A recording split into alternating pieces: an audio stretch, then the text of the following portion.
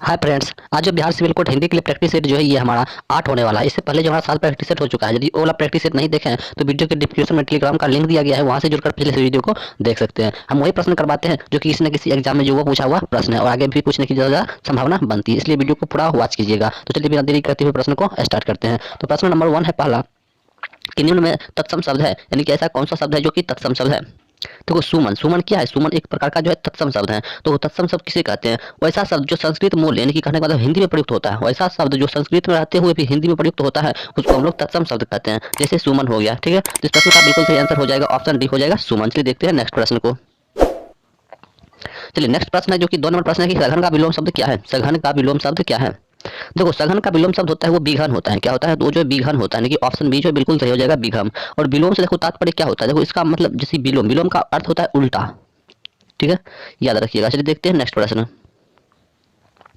चलिए नेक्स्ट प्रश्न जो कि 3 नंबर प्रश्न है कि निम्न में शुद्ध वर्तनी है, यानी कि ऐसा कौन सा वर्ड है जो कि सही लिखा हुआ है। ऐसा कौन सा वर्ड है जो कि सही लिखा हुआ है? देखो ऑप्शन डी, ऑप्शन डी में क्या है? संस्कृत जो कि सही लिखा हुआ है, बाकी बात सब क्या है? गलत का गलत लिखा हुआ है। चलिए देखते हैं नेक्स्ट प्रश्न को। चलिए अगला प्रश्न जो कि 4 नंबर प्रश्न है कि जो अच्छा बोलता हो, जो अच्छा बोलता हो उसके लिए एक शब्द क्या है। जो अच्छा बोलता हो उसके लिए एक शब्द जो है क्या है? देखो जो अच्छा बोलता हो उसके लिए एक शब्द होता है सुवक्ता। क्या होता है? सुवक्ता। क्या होता है? तो सुवक्ता होता है, यानी कि ऑप्शन सी जो है बिल्कुल सही हो जाएगा सुवक्ता। जो अच्छा बोलता हो उसके लिए एक शब्द होता है सुवक्ता, ठीक है। और जो कम बोलता हो, जो कम बोलता हो उसके लिए एक शब्द होता है मीतभाषी। क्या होता है? वो होता है मीतभाषी। जो कम बोलता हो उसके लिए एक शब्द होता है मीतभाषी। इसे भी याद रखिएगा। चलिए देखते हैं नेक्स्ट प्रश्न को। नेक्स्ट प्रश्न है जो कि 5 नंबर प्रश्न है कि हाटक का पर्यायवाची है। हाटक का पर्यायवाची शब्द क्या है? देखो हाटक का पर्यायवाची शब्द ये स्वर्ण होता है, ठीक है। और हाटक का अन्य पर्यायवाची शब्द की हम बात करें, जैसे स्वर्ण हो गया, क्या हो जाएगा? जैसे हमारा स्वर्ण हो गया, हेम हो गया, और उसके बाद क्या कहते हैं? कंचन हो गया, कंचन हो गया, कनक हो गया, और क्या कहते हैं? हिरण्य हो गया, सुवर्ण हो गया। तो ये सब जो है ना हाटक का पर्यायवाची शब्द होता है, ठीक है। इसे भी याद रखिएगा। चलिए देखते हैं नेक्स्ट प्रश्न को। चलिए नेक्स्ट प्रश्न जो कि 6 नंबर प्रश्न है कि सुहाग के यानी कि नूपुर किसकी रचना है। सुहाग के नूपुर किसकी रचना है? देखो सुहाग के नूपुर जो है ना ये अमृतलाल नागर की रचना है। किसकी रचना है? ये अमृतलाल नागर की रचना है, यानी कि ऑप्शन डी हो जाएगा। इनकी अन्य रचनाएं की हम बात करें तो जैसे शतरंज के क्या कहते हैं? मोहरे, इसकी ही रचना है। उसके बाद करवट, अमृत और विश्व, बूंद, समुद्र, ये सब जो है ना क्या कहते हैं? अमृतलाल नागर की रचना है। इसे ही याद रखिएगा। चलिए देखते हैं नेक्स्ट प्रश्न को। अगला प्रश्न है 7 नंबर कि निम्नलिखित में से कौन सा पुल्लिंग है। मतलब ऐसा कौन सा शब्द लिखा हुआ है जो कि वो पुल्लिंग है। देखो कपट, कपट क्या है? एक पुल्लिंग है। कपट जो है ये क्या है? पुल्लिंग है। देखो विकल्प में दिए गए अन्य शब्द क्या है? स्त्रीलिंग है। ये टोटल का टोटल क्या है? ये स्त्रीलिंग लिखा हुआ है। बाकी बात कपट ही क्या है? एक पुल्लिंग है। तो देखते हैं नेक्स्ट प्रश्न को। चलिए वर्चस्व का समानार्थी शब्द क्या है? वर्चस्व का समानार्थी शब्द क्या है बताइए। देखो वर्चस्व का समानार्थी शब्द जो होता है ये परावल्य होता है। क्या होता है? ये परावल्य होता है, कि ऑप्शन सी हो जाएगा परावल्य हो जाएगा। देखो हम बात करें यदि समान अर्थ में यदि प्रयुक्त होने वाला शब्द जिसे समानार्थी शब्द कहलाता है, समान अर्थ में प्रयुक्त होने वाला शब्द क्या कहलाता है? तो ये समानार्थी शब्द कहलाता है, ठीक है। तो इसका सही आंसर जो ऑप्शन सी हो जाएगा परावल्य। चलिए देखते हैं नेक्स्ट प्रश्न को। नेक्स्ट प्रश्न जो कि 9 नंबर प्रश्न है कि अंधेरों का, अंधेरे का दीप मुहावरों का अर्थ क्या है। अंधेरे का दीप मुहावरों का अर्थ जो है क्या है? देखो अंधेरे का दीप मतलब मुहावरों का अर्थ होता है एकलौता पुत्र। क्या होता है? एकलौता पुत्र होता है। अंधेरे का दीपक मुहावरों का अर्थ जो होता है ये एकलौता पुत्र होता है। आम बोल चाल की भाषा में सांकेतिक रूप में कोई भाव यानी कि प्रकट करना क्या कहलाता है? मुहावरा होता है, ठीक है। चलिए देखते हैं नेक्स्ट प्रश्न को। नेक्स्ट प्रश्न जो कि 10 नंबर प्रश्न की अपनी मतलब करने पार उतरने लोकती का अर्थ क्या है। अपनी करने पार उतरने लोकती का अर्थ जो है ये क्या है?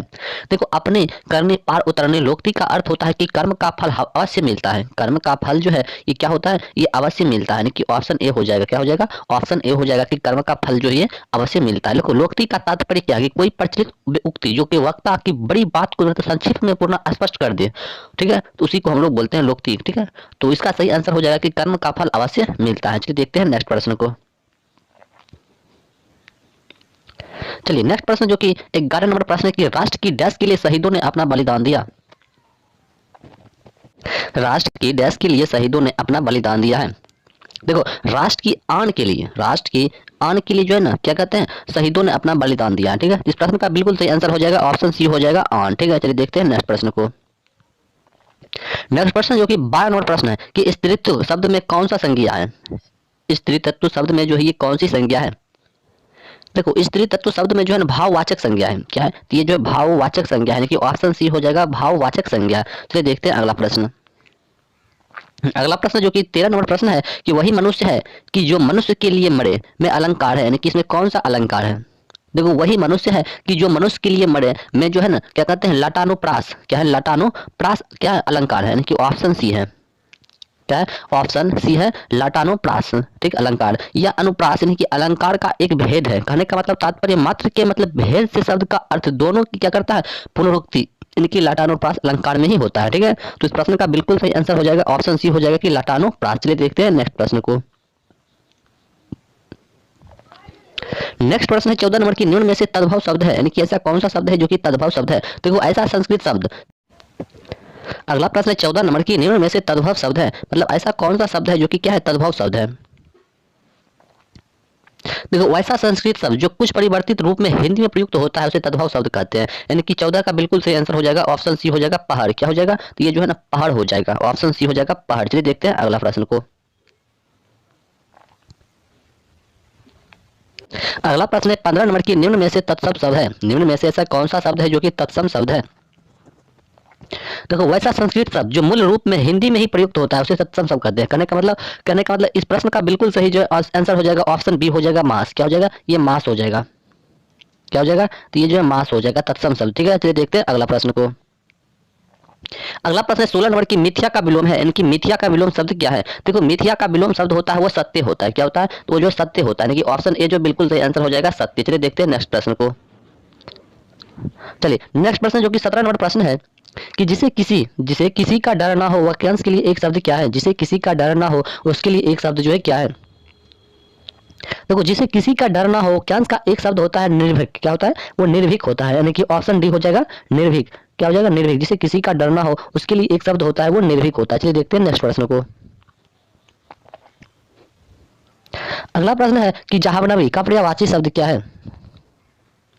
देखो जाह्नवी का पर्यायवाची शब्द होता है वो सूरसरी होता है। क्या होता है? वो सूरसरी होता है, यानी कि ऑप्शन सी हो जाएगा सूरसरी, ठीक है। तो जाह्नवी का अन्य पर्यायवाची शब्द भी होता है, जैसे देव नदी हो गया, क्या कहते हैं सूरसरिता हो गया, भागीरथी हो गया, मंदाकिनी हो गया, ये सब भी होता है, ठीक है। तो इसे भी याद रखिए। चलिए देखते हैं नेक्स्ट प्रश्न को। अगला प्रश्न सही वर्तनी वाले शब्द का जो है चयन करना है, मतलब ऐसा कौन सा स्पेलिंग है जो कि वो सही लिखा हुआ है, ऐसा कौन सा स्पेलिंग है जो कि क्या है वो सही लिखा हुआ है। देखो ऑप्शन नंबर बी में इत्यादि जो वो बिल्कुल सही लिखा हुआ है। कहाँ पर लिखा हुआ है? ऑप्शन बी में जो इत्यादि क्या लिखा हुआ है बिल्कुल सही लिखा हुआ है। चलिए देखते हैं अगला प्रश्न को। चलिए अगला प्रश्न कीजिए 20 नंबर की सही वर्तनी वाले शब्द का चयन करें, सही वर्तनी वाले शब्द का चयन करना है। देखिए स्वादिष्ट, देखो ऑप्शन सी में जो है ना स्वादिष्ट जो है बिल्कुल सही लिखा हुआ है। कहाँ पर लिखा हुआ है? ये ऑप्शन सी में स्वादिष्ट जो है ये बिल्कुल जो है सही लिखा हुआ है। तो इस प्रश्न का बिल्कुल सही आंसर जो ऑप्शन सी हो जाएगा स्वादिष्ट। चलिए देखते हैं नेक्स्ट प्रश्न को। अगला प्रश्न है 21 नंबर की दिए गए शब्द का पर्यायवाची शब्द का चयन करें, यानी कि सूर्य का पर्यायवाची शब्द क्या है?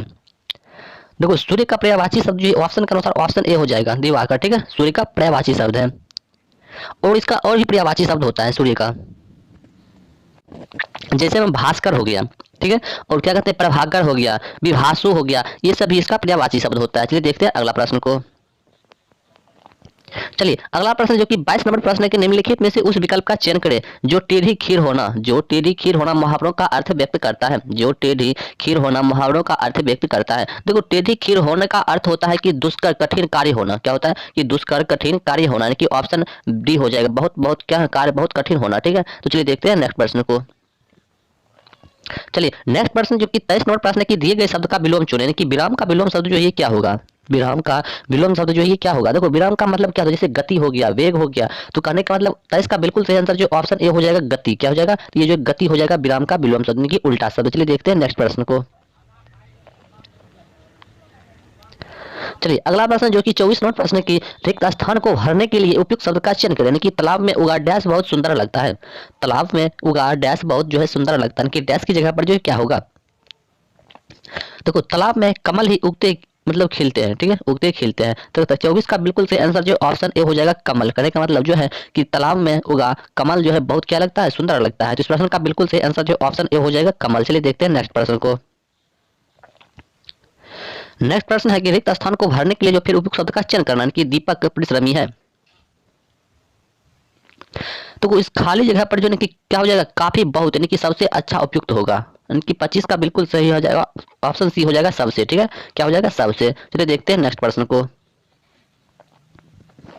चलिए अगला प्रश्न जो कि 26 नंबर प्रश्न है कि सूकर का क्या है, सूकर का विलोम शब्द क्या है, यानी कि सूकर का विलोम शब्द जो है ये क्या होगा। देखो कोई भी मतलब पर्व यानी कि त्योहार मनाया जाता है, कोई भी पर्व या त्योहार क्या होता है कि सॉरी सॉरी सॉरी क्या कहते हैं कि सूकर का अर्थ जैसे आसान हो गया, क्या जैसे आसान हो गया, इसका विलोम जो है ना ये दुष्कर करेंगे मतलब कठिन होगा, क्या होगा दुष्कर या कठिन होगा, यानी कि 26 का बिल्कुल सही आंसर जो ऑप्शन ए हो जाएगा दुष्कर, ठीक है हो जाएगा ये दुष्कर हो जाएगा। चलिए देखते हैं नेक्स्ट प्रश्न को। अगला प्रश्न जो कि गद्यांश टाइप का कुछ प्रश्न है, सबसे पहले आपको गद्यांश पढ़ना है उसके बाद जो इसका आंसर करना है, ठीक है। चलिए जैसा कि गद्यांश जो आपको साइड से जो है दिख रहा होगा, चलिए इसका आंसर कीजिए कि गद्यांश में संकेतिक रिक्त स्थान 1 के लिए जो उपयुक्त शब्द जो है क्या है। देखो ये मनाया हो जाएगा, क्या हो जाएगा तो ये मनाया हो जाएगा, यानी कि ऑप्शन सी जो है बिल्कुल सही आंसर हो जाएगा मनाया। चलिए देखते हैं नेक्स्ट प्रश्न को। चलिए नेक्स्ट प्रश्न है 28 नंबर के गद्यांश में संकेतिक रिक्त स्थान 2 के लिए जो उपयुक्त शब्द क्या है। गद्यांश में संकेतिक रिक्त स्थान 2 के लिए जो है उपयुक्त शब्द जो है क्या है। देखो एक साल में 12 महीना होते हैं, इनमें कार्तिक भी एक महीने में माह होता है, कहने का मतलब 28 का बिल्कुल सही आंसर जो ऑप्शन सी हो जाएगा माह, क्या हो जाएगा ये जो है माह हो जाएगा। चलिए देखते हैं नेक्स्ट प्रश्न को। चलिए नेक्स्ट प्रश्न है जो कि 29 नंबर प्रश्न के गद्यांश में संकेतिक रिक्त स्थान 3 के लिए जो उपयुक्त शब्द जो है क्या है। देखो लेखक कहना चाहता है कि इस त्योहार के आने के कुछ दिन पहले ही इसकी तैयारी आरंभ हो जाती है। लेखक कहना चाहता है कि इस त्योहार के आने के कुछ दिन पहले ही इसकी तैयारी क्या होता है आरंभ हो जाती है, यानी कि 29 का बिल्कुल सही आंसर जो ऑप्शन डी हो जाएगा कुछ, ठीक हो जाएगा ये कुछ हो जाएगा। चलिए देखते हैं नेक्स्ट प्रश्न को। चलिए नेक्स्ट प्रश्न है जो कि क्या है 30 नंबर प्रश्न गद्यांश में संकेतिक रिक्त स्थान 4 के लिए जो उपयुक्त शब्द जो है ये क्या है। देखो 4 के लिए उपयुक्त शब्द होगा कि साफ सफाई और रंग रोगन का काम, यानी कि आरंभ शुरू का मतलब कर देते हैं। साफ सफाई और रंग रोगन का काम क्या करता है आरंभ करने का मतलब शुरू कर देता है, यानी कि 30 का बिल्कुल सही आंसर जो ऑप्शन सी हो जाएगा आरंभ, क्या हो जाएगा तो ये जो है आरंभ हो जाएगा। चलिए देखते हैं नेक्स्ट प्रश्न को। नेक्स्ट प्रश्न है 31 नंबर की गद्यांश में संकेतिक रिक्त स्थान 5 के लिए जो उपयुक्त शब्द क्या है। तो 31 का जो है ना बिल्कुल सही आंसर जो है ऑप्शन बी हो जाएगा कम, सॉरी क्या कहते हैं तो ये ऑप्शन बी हो जाएगा, क्या हो जाएगा ऑप्शन बी हो जाएगा ब्री, क्या हो जाएगा ये जो ब्री हो जाएगा। देखो कि सजाया जाता है से वाक्य का अर्थ जो है सकारात्मक है, जिसके लिए खूब का प्रयोग होगा, क्या होगा जिसके लिए क्या होगा खूब का प्रयोग हो जाएगा। तो 31 का बिल्कुल सही आंसर जो ऑप्शन बी हो जाएगा। इसलिए देखते हैं नेक्स्ट प्रश्न को। नेक्स्ट प्रश्न है जो कि 32 से लेकर 35 तक फिर से गद्यांश दिया हुआ है, इस गद्यांश को सबसे पहले सही पूर्वक पढ़ना है, उसके बाद जो आपको आंसर करना है, ठीक है। चलिए तो जैसा कि गद्यांश जो आपको साइड से दिख रहा होगा, ठीक है, जैसा कि गद्यांश जो आपको साइड से जो है ना वो दिख रहा होगा कि संत ने युवक को कांच और दर्पण क्यों दिखाए। देखो संत ने युवक को समझाने के लिए कि युवक को क्या करना चाहिए कांच और दर्पण दिखाए, जिसके युवक अपनी आंखों पर लगी चांदी की मतलब परत को उतार दे, ठीक है, इसलिए दिखाया था। कि 32 का बिल्कुल सही आंसर जो ऑप्शन सी हो जाएगा। चलिए देखते हैं नेक्स्ट प्रश्न को।